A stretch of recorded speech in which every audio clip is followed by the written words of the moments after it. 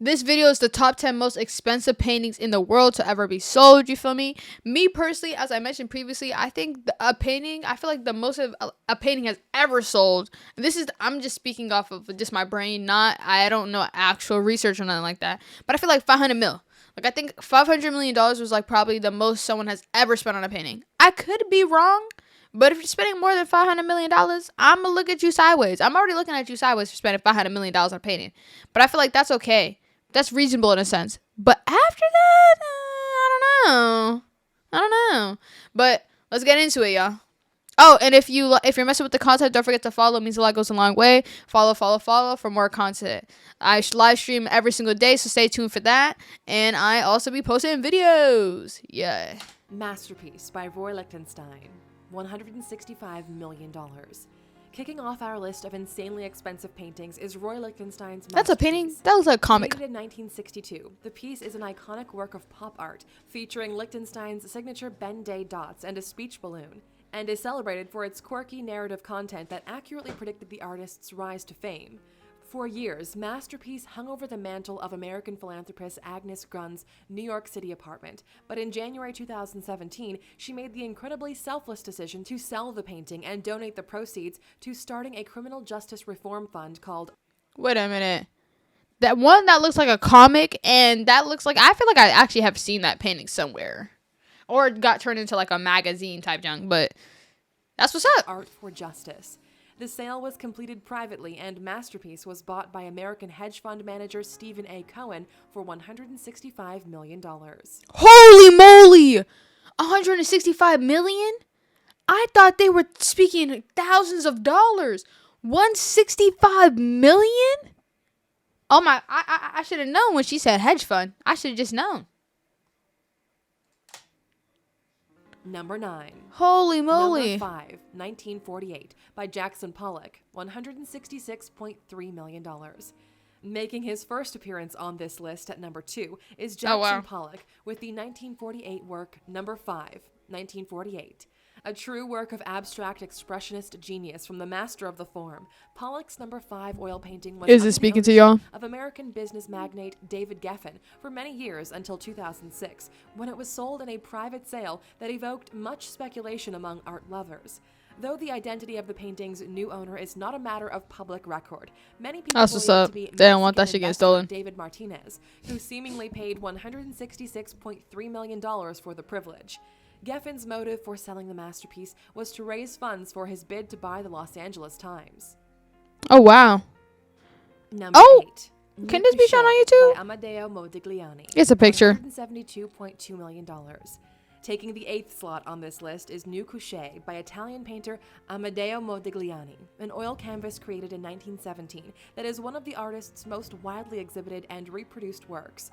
Now a part of a private collection, the painting was brought to auction at Christie's, New York in November 2015, where it was purchased by I don't understand paintings. Liu Yukin for I'm sorry to be that person, but I just don't understand how a painting could be worth that much. When it looks like, I don't know. I just don't understand paintings. Like, I feel like you have to have like, I feel like, you know what paintings remind me of? Wine. Like, you have to have a particular peculiar taste to it.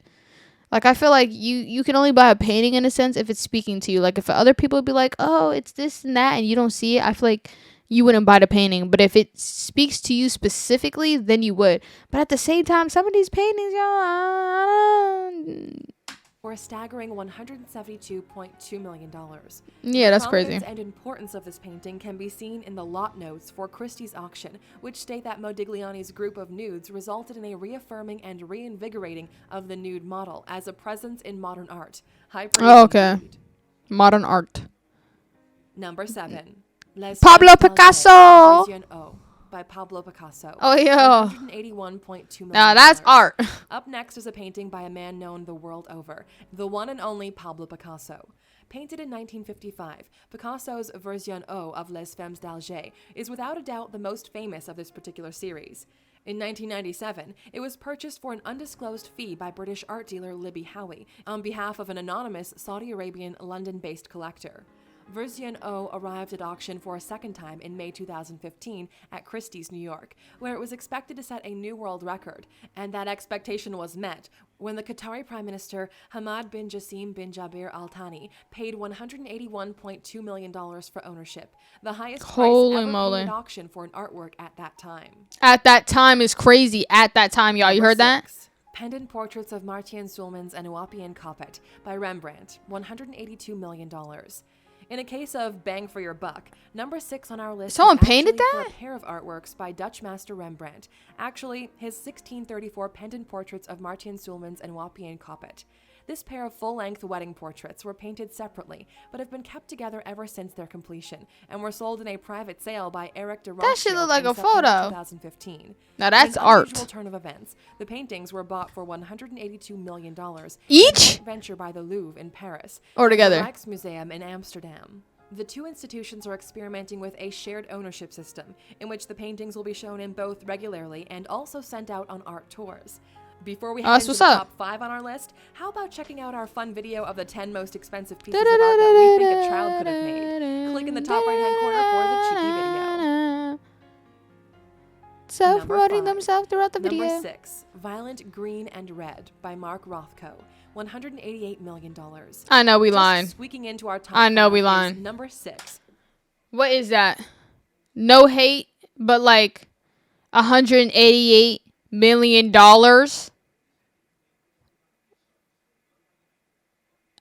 What is speaking to you? Please tell me. Please tell me. Violent Green and Red, a 1951 oil painting by Russian-American abstract expressionist Mark Rothko. The painting is seen as a quintessential example of that particular period in Rothko's career, with large expanses of color, hazy shades, and faded separated lines. Yet, in another private sale in August of 2014, the painting was bought by Russian businessman Dmitry Rybololev for 140 What is he showing? euros, the equivalent of a staggering $188 million. He's paying for his name at this point, y'all. I hope you know that. Now that's fire. Number 4, Number 17A by Jackson Pollock. That's fire. $2 million. It's time to say hello again to our friend Jackson Pollock. With this 1958 That's fire. masterpiece, number 17A, Pollock has the distinction among his peers of being the only artist to have 2 artworks in the most expensive auction top 10, a truly amazing feat.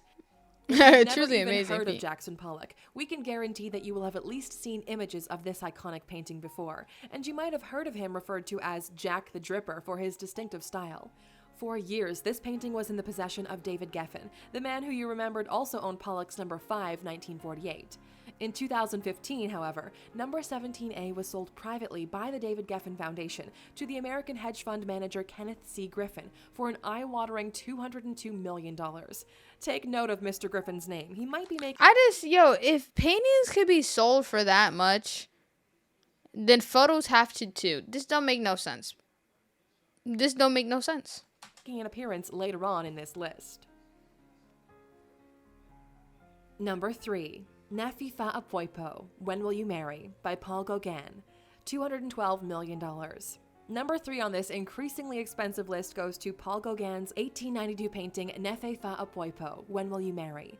Gauguin's mastery of the French post-impressionist movement made his very best works infinitely valuable, and this came to fruition when in February 2015, I don't know about this painting, y'all. Nefi Fa Apoipo was sold privately on behalf of the family of Swiss businessman Rudolf Stechlin.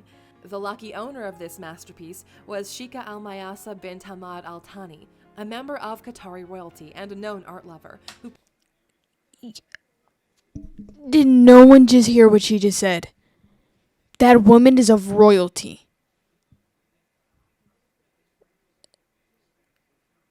How do you compete with that?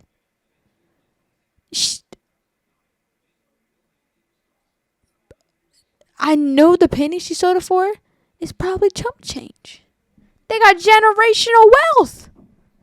Money, money, money. $212 million to be able to call the painting her own.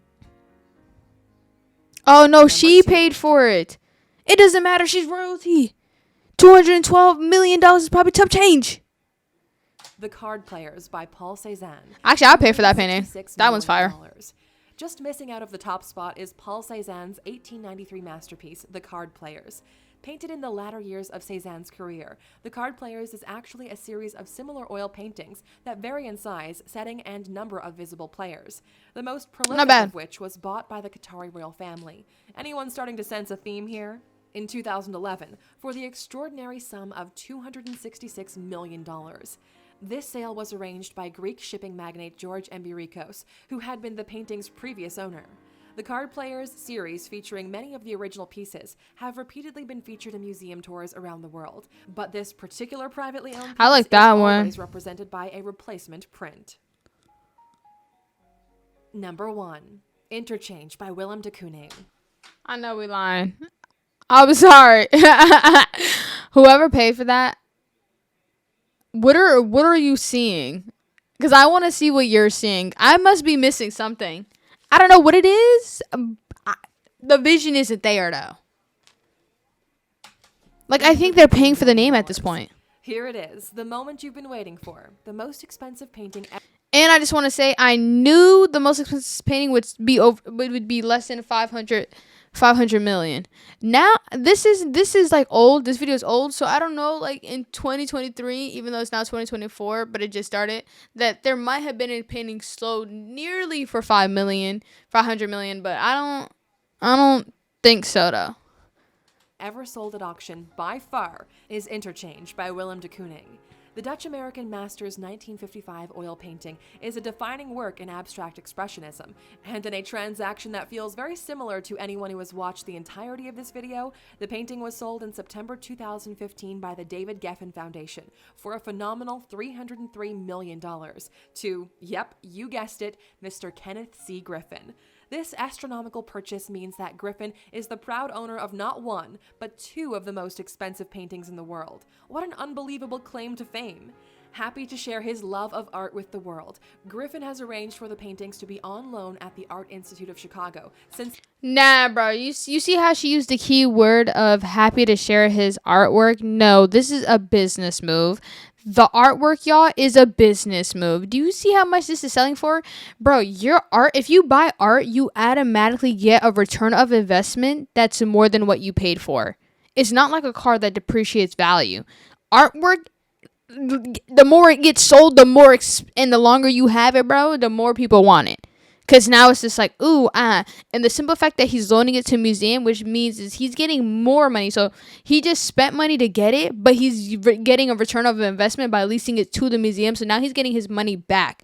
And then if he did want to sell it, he's going to sell it for more than what he got it. So either way, he's in a win-win scenario. I don't think he would sell the artwork for the simple fact is the museum's going to keep leasing it. And then once that museum stops, another museum's going to want it. Because now you have you done worked with museums. So you have that kind of workflow and that link. Bro, this is a money move. That's just smart as hell, though. And the simple fact that you can do that, though, just proves you're on a different level, though. Like, who you know that'd be like, yo, I got in contact with a museum and I'm leasing my artwork to them. Like, that's a flex in itself. That's some next level stuff, y'all. But that's what's up, though. You know, kudos to him. It's the record-breaking sale. Record breaking. So there you have a So those are all the most expensive paintings in the world as of right now. The video is a little old, so there's probably few that got updated, you feel me? But other than that, you know,